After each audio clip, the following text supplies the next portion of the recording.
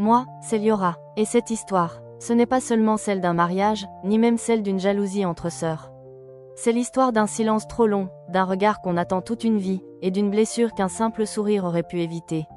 Ma sœur, Naïla, a toujours été la lumière. Belle, aimée, admirée. Moi, j'étais l'ombre, la fille de l'arrière-plan, celle qu'on oubliait sur les photos de famille. Mais je ne m'en plaignais pas. Pas au début. J'observais, j'encaissais, je dessinais en silence. Jusqu'au jour où ce silence est devenu un cri. Ce cri est né lors des préparatifs du mariage de Naïla. Ce qui devait être un moment de joie a ouvert une faille. Une humiliation de trop, un regard de travers, un geste qui a tout déclenché. Et dans ce chaos de robes blanches et de faux semblants, j'ai compris une chose, ce n'est pas parce qu'on saigne en silence que les blessures ne laissent pas de traces. Alors j'ai décidé de ne plus me taire. Ce récit, c'est le mien. Celui d'une renaissance, d'un incendie nécessaire. Et d'une vérité que même l'amour ne peut toujours réparer. Le soleil frappait la villa Bélia d'une lumière douce, presque cruelle. En contrebas, la cour était en effervescence. On accrochait les guirlandes, on dressait les tables, on repassait les tissus des tentes blanches. Tout devait être parfait. Après tout, Naïla se mariait. Ma sœur, l'aînée, la préférée, celle dont on attendait tout, celle que tout le monde regardait avec admiration. Et moi, j'étais à l'étage, figée derrière la rambarde du balcon, les bras croisés. J'observais cette scène comme on regarde un tableau qu'on ne comprend plus. Naïla riait avec ses amis, son rire cristallin s'échappait jusqu'à moi comme une gifle déguisée en musique. Son bonheur était une évidence. Moi, j'étais le détail flou dans le fond de l'image. J'avais pourtant décidé de faire un geste. Un vrai. J'avais passé des jours à illustrer un carnet rien que pour elle. Des souvenirs, des portraits, des symboles de notre enfance. Mon cœur y était. Mais à peine avais-je franchi la cour, carnet en main, que Djenaba s'est interposée. Djenaba, l'une de ses amies. Belle, arrogante et venimeuse. Elle m'a regardée comme si j'étais une erreur de décor. « Qu'est-ce que tu fais là, la petite sœur ? Tu veux participer à la fête ?» Je n'ai pas répondu. J'ai essayé de passer, mais elle s'est approchée, a attrapé le carnet. « C'est ton cadeau ? Un vieux cahier plein de dessins ? C'est mignon. Pathétique, mais mignon. » Elle a ri. Les autres aussi. Avant que je puisse réagir, elle a lancé le carnet dans la fontaine. L'eau a éclaboussé. L'encre s'est mêlée à la surface. Mon travail, mon offrande, mon amour, noyé sous des rires. Je me suis approchée pour le récupérer. Elle m'a repoussé. J'ai trébuché. Ma peau a raclé le sol de pierre. Et les rires ont redoublé. Pas un mot pour me défendre. Pas une main tendue. Puis Naïla est apparue. Enfin, trop tard. Elle m'a regardée, les yeux écarquillés. Pas de colère envers Djenaba. Pas de compassion pour moi. Juste de la gêne. Peut-être de la honte. Mais rien qu'elle ne dirait à haute voix. Je me suis relevée seule. Je n'ai rien dit. Je n'ai même pas pleuré. Je l'ai regardée, elle. Ma sœur. Celle pour qui j'avais tout fait. Celle qui m'avait laissé tomber, encore. Ce jour-là, quelque chose s'est cassé en moi. Pas seulement à cause de Djenaba. Mais à cause de Naïla. De son silence. De son indifférence. Je suis remontée dans ma chambre. Je me suis lavé les mains. J'ai regardé l'encre noire sur mes doigts. C'était joli, presque poétique. Et puis j'ai compris. Je n'étais pas la sœur oubliée. J'étais l'ombre qui allait enfin choisir sa lumière. Et ce mariage, ce ne serait plus jamais juste son moment. Depuis l'humiliation dans la cour, la Villa Bélia était devenue un théâtre silencieux. Les rires continuaient, les chants reprenaient, les invités défilaient. Mais moi, je n'entendais plus rien. Tout sonnait faux, creux. Comme une mélodie jouée trop fort pour couvrir une vérité dérangeante. Je ne sortais plus de ma chambre. J'évitais Naïla, j'évitais les regards. Je descendais tard, après les repas, pour me nourrir sans croiser personne. J'errais dans les coins oubliés de la maison, comme un fantôme. Mais ce n'était pas de la tristesse. Non, c'était autre chose. Une colère lente, maîtrisée. Une sorte de lucidité glaciale. Je ne voulais plus qu'on me voie comme fragile. J'étais lucide, blessée, oui, mais réveillée. Je me suis assise face à mon miroir, chaque soir, observant les traits de mon visage. Je me demandais à quel moment j'étais devenue invisible. À quel moment j'avais cessé d'exister pour Naïla.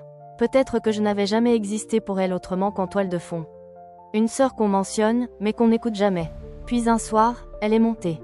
Elle a frappé doucement à ma porte. « Liora, je peux entrer ?» Je n'ai pas répondu, mais elle est entrée quand même. Elle portait une robe claire, son visage était maquillé, mais ses yeux trahissaient une nervosité inhabituelle. Je suis venue m'excuser pour ce qu'il s'est passé avec Djenaba. Je l'ai regardée dans le miroir. Sans me retourner. C'est pas elle, le problème. Elle est restée debout, figée, comme si mes mots l'avaient clouée sur place. Je ne t'ai pas défendu, je sais. Je ne savais pas quoi faire. Je me suis retournée cette fois. Je l'ai regardée droit dans les yeux. Tu n'as rien fait, Naïla. C'est pire. Elle a ouvert la bouche, peut-être pour se justifier. Mais elle s'est ravisée. Pour une fois, elle m'a écoutée. Tu n'as même pas bougé. Pas un geste. Tu m'as laissé tomber. Comme toujours. Un silence. Dense. Chargé. Je me marie demain. J'aimerais que tu sois là. Son ton tremblait légèrement. Elle avait l'air sincère, perdue même. Mais ce n'était pas une invitation. C'était un pansement posé sur une plaie infectée. Je l'ai regardé longuement. Puis j'ai répondu simplement. Je serai là. Elle a souri, soulagée, sans comprendre ce que j'entendais vraiment par là. Cette nuit-là, je n'ai pas trouvé le sommeil. J'ai sorti une robe noire que j'avais cousue moi-même. Simple, sans fioritures, mais élégante. C'était ma manière de dire, je suis là. Et je ne suis plus ton décor. Le matin du mariage, j'ai attaché mes cheveux, maquillé mes yeux comme une guerrière qui s'arme pour la dernière bataille. Ce n'était pas de la vengeance. C'était une déclaration, une renaissance. Je n'allais pas gâcher sa journée. Je n'allais pas la détruire. Mais je ne laisserai plus jamais personne décider à ma place si j'ai le droit d'exister. Le matin du mariage, la villa Bélia vibrait d'agitation. Les cris joyeux des femmes, les pas précipités des serveurs, les rires nerveux de Naïla, tout semblait orchestré pour un jour parfait. On dansait, on décorait, on se parfumait, on chantait. Le mariage de la belle Naïla, la fierté de la famille, allait être une célébration inoubliable. Et il le fut, mais pas comme il l'avait prévu. Je m'étais levée avant l'aube. J'avais pris mon temps pour m'habiller. Ma robe noire, longue, sans perles ni broderie, tombait sur mes chevilles comme une déclaration silencieuse. Pas un deuil, pas un scandale, juste une affirmation. Je ne serai plus jamais invisible. Je suis descendue seule. Tous les regards se sont tournés vers moi. Certains murmuraient, d'autres fronçaient les sourcils. Djenaba, elle, m'a dévisagée en ricanant. Mais je marchais avec calme. J'étais là pour voir, pour sentir, pour exister, et pour rappeler à Naïla ce qu'elle avait choisi d'ignorer. La cérémonie avait lieu dans le grand jardin, sous un ciel sans nuages. Les chaises blanches impeccables, les fleurs suspendues aux branches, les rubans ivoire. Tout brillait d'une beauté fragile. Naïla fit son entrée, magnifique, rayonnante, au bras de notre père. Idriss l'attendait à l'autel, le regard ému. Moi, j'étais assise au dernier rang, droite, impassible. Mais mon cœur, lui, bouillonnait. Quand le prêtre demanda au marié s'il avait des vœux à échanger, Naïla sortit une feuille, Idriss sourit. Tout était millimétré, mais c'est à ce moment-là que je me suis levée. Tous les visages se tournèrent vers moi. Une sœur qui interrompt un mariage? L'instant était suspendu. Pardonnez-moi, dis-je calmement, je n'en ai pas pour longtemps. Naïla me regardait, figée. Idriss semblait inquiet. Le prêtre hésita, mais personne n'osa parler. Je marchais vers eux, tenant une petite boîte en bois dans mes mains. Il y a quelques jours, j'avais préparé un cadeau. Un carnet, j'y avais mis mes souvenirs. Mon amour, mon passé avec ma sœur. Je posai la boîte sur la table de cérémonie, devant Naïla. Puis je l'ouvris. À l'intérieur, le carnet détruit. Pages gondolées, dessins fondus, traits effacés. Voilà ce qu'il en reste. Naïla pâlit. Les invités chuchotèrent. Ce n'est pas juste un cahier. C'est ce que vous avez fait de moi. À force de silence, à force de moquerie, à force d'indifférence, je tournai brièvement la tête vers Djenaba, puis de nouveau vers Naïla. Tu ne m'as pas défendu. Tu ne m'as jamais vu. Et pourtant, je suis là. Un silence lourd tomba sur l'assemblée. Je ne suis pas venue pour gâcher ce jour. Mais pour le marquer. Pas pour toi. Pour moi. Je refermai la boîte. Puis, lentement, je quittai l'estrade, sans un regard en arrière. Je n'ai pas assisté à la fin de la cérémonie. Je n'ai pas dansé, je n'ai pas trinqué, mais je n'étais plus invisible. Je n'avais pas crié, je n'avais pas frappé, j'avais juste montré. Et parfois, montrer suffit à brûler ce qui semblait éternel. Le mariage avait eu lieu. Les alliances avaient été échangées, les promesses murmurées sous un ciel trop bleu pour une vérité aussi grise. La fête avait continué, comme si de rien n'était. Naïla avait souri pour les photos, dansé pour les invités, tenu son rôle à la perfection. Mais derrière chaque sourire, il y avait ce regard. Le mien. Moi, j'étais déjà loin. Pas physiquement, mais mentalement, j'avais quitté cette maison. Cette famille, ce monde qui n'avait jamais su me voir autrement que comme l'ombre polie de la belle Naïla. Le soir même, j'ai fait mes valises. Une petite valise, quelques vêtements, mes carnets, et une adresse griffonnée sur une carte. Une galerie d'art indépendante à la sortie de la ville. La propriétaire m'avait proposé un petit studio à l'étage, en échange d'un peu d'aide et de quelques œuvres à exposer. J'ai dit oui, sans me retourner. Pendant ce temps, à la Villa Bélia, Naïla évoluait dans une maison trop grande, trop calme. Les invités étaient partis, les fleurs fanaient, les restes du banquet avaient été rangés. Mais ce qui l'étouffait, ce n'était pas le vide. C'était ce qu'elle avait laissé s'effondrer. Elle pensait que le silence retomberait, comme toujours. Que je reviendrais après quelques jours, que tout rentrerait dans l'ordre. Mais elle se trompait, car cette fois, j'étais partie pour exister ailleurs. Un matin, prise d'un élan qu'elle ne comprenait pas elle-même, Naïla est descendue dans mon ancien atelier. Tout était figé, comme si mon absence pesait dans chaque objet. Elle a posé ses doigts sur la table, puis sur mes carnets restés ouverts. Des croquis, des silhouettes de femmes au visage fendu, aux corps effacés, aux regards cachés. Et là, elle s'est vue. Déformée, distantement reconnaissable, belle, mais lointaine, aimée, mais cruellement absente. Elle a feuilleté. Chaque page était un murmure que je n'avais jamais osé lui dire à voix haute. Et puis, elle est tombée sur cette phrase, gribouillée au crayon noir. Elle m'a appris à me taire. Et j'ai fini par parler avec mes ombres. Cette phrase l'a saisie, car elle savait que c'était vrai. Le lendemain, Naila s'est rendue à l'adresse indiquée sur la carte que j'avais laissée par accident, ou peut-être volontairement, sur la table. Elle a hésité devant la porte. Puis elle a frappé. Je lui ai ouvert. Pas surprise, pas émue, juste, présente. Je ne viens pas m'excuser, dit-elle. Je sais que ce ne serait pas suffisant. Je n'ai rien dit, je l'ai laissé parler, mais je veux comprendre. Comprendre ce que j'ai détruit. Et ce que tu es devenu. Je l'ai fait entrer. Elle s'est assise dans mon petit espace, modeste mais vivant. Elle regardait les murs couverts de dessins, comme si elle découvrait enfin un monde qu'elle avait toujours ignoré. Je ne t'ai pas détesté, Naila. Je t'ai aimé, mais tu ne m'as jamais vue. Tu m'as rendu invisible sans le vouloir. Et ça m'a brisé. Elle a baissé les yeux. Elle ne pleurait pas. Elle recevait. Je veux te connaître, maintenant. Pas pour réparer, juste pour mériter que tu me regardes encore. Je ne lui ai pas répondu. Pas encore. Mais ce soir-là, pour la première fois, elle est restée. Et moi, je ne l'ai pas chassée. Pas encore le pardon, mais peut-être le commencement d'autre chose. Les jours ont passé, lentement, comme si le temps lui-même hésitait à avancer. Naila revenait. Pas tous les jours, mais assez souvent pour que sa présence ne soit plus un choc. Elle ne parlait pas toujours. Parfois, elle restait là, assise sur le vieux fauteuil près de ma table de dessin, les yeux fixés sur mes toiles. Je la laissais faire. J'avais cessé d'attendre des mots. Je préférais les silences sincères aux excuses vides. J'étais différente, désormais. Pas guérie, mais debout, ancrée. Mes œuvres aussi avaient changé. Moins sombres, plus humaines. Les visages n'étaient plus effacés, mais entiers. Les regards étaient profonds, vivants, même s'ils portaient encore les traces du passé. Un jour, elle m'a demandé « Tu me dessines encore ?» J'ai levé les yeux vers elle.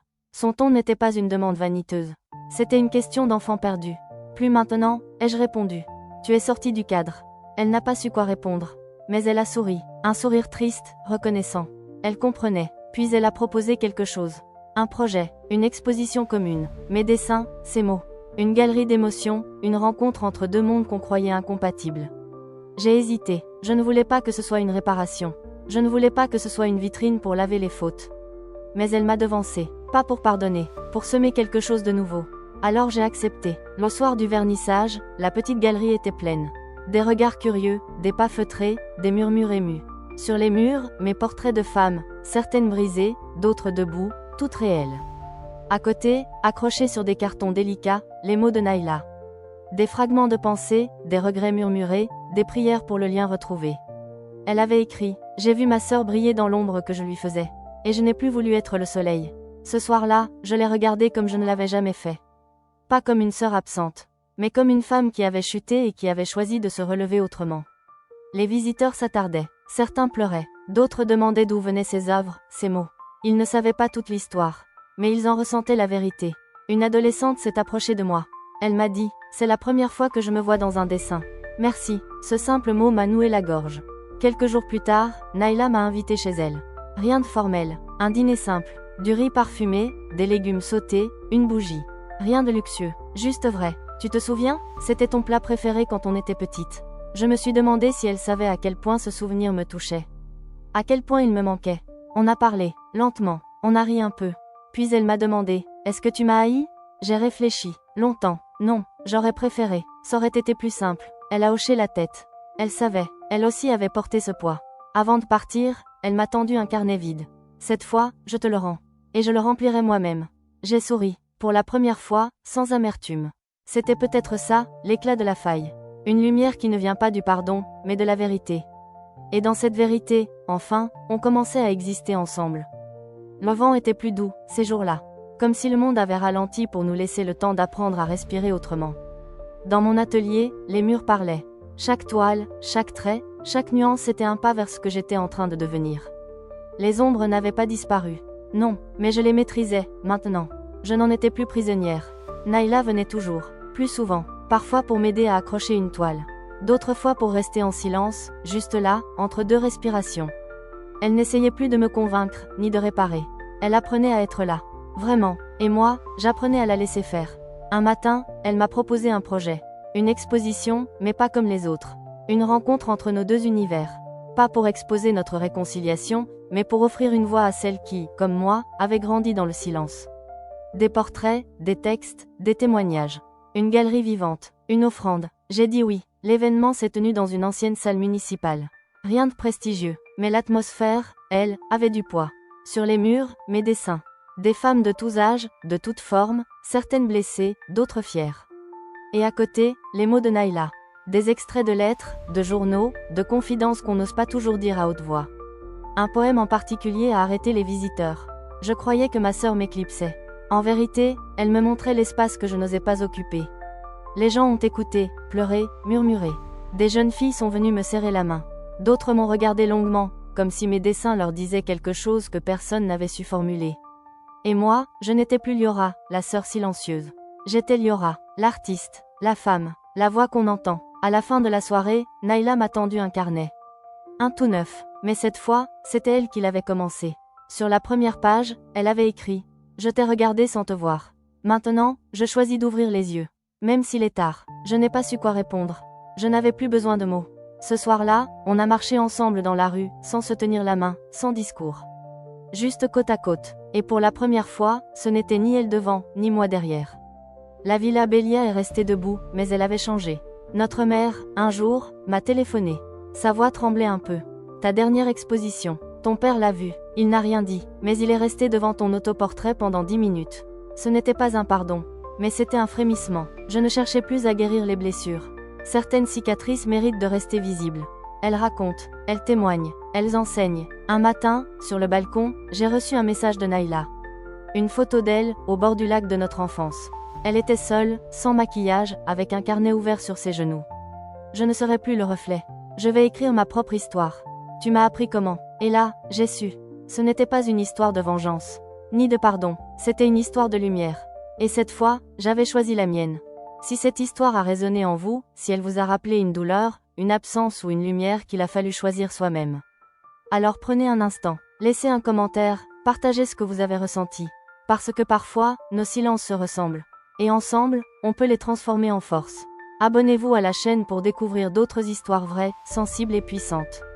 Chaque voix compte ici, et peut-être que la prochaine que vous entendrez sera la vôtre.